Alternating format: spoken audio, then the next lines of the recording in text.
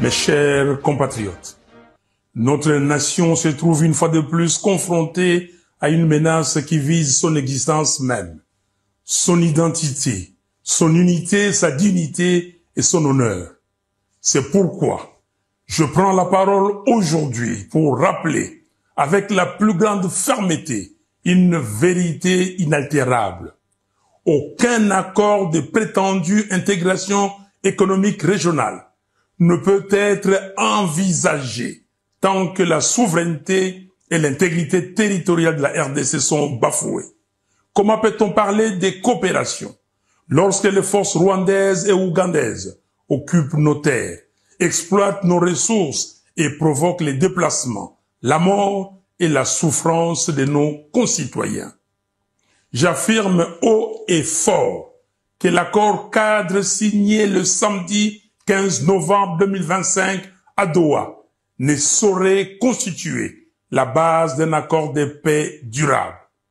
Les discussions de Doha devaient se limiter à la mise en œuvre intégrale et sans complaisance de la résolution 2773 des Nations Unies et la définition des modalités du cessez-le-feu et non à la signature d'un accord d'abdication qui mettrait en péril l'avenir de nos enfants. Notre nation n'est pas à vendre. Notre souveraineté n'est pas négociable. Et l'intégration régionale ne peut se faire qu'entre États égaux, libres et respectueux des frontières. Aucune pression ne doit primer sur la sécurité du Congo.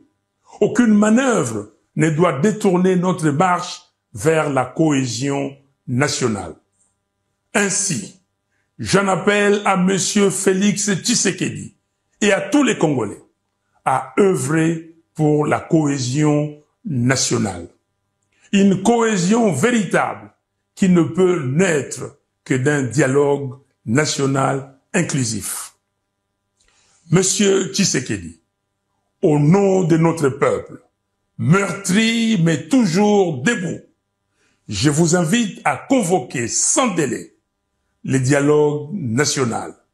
Sinon, l'histoire vous tiendra responsable de la balkanisation du Congo avec messieurs Kagame et Kabila.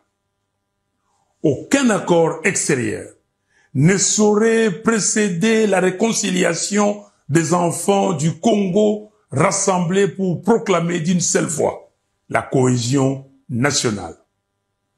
Peuple congolais, c'est maintenant que se joue notre avenir.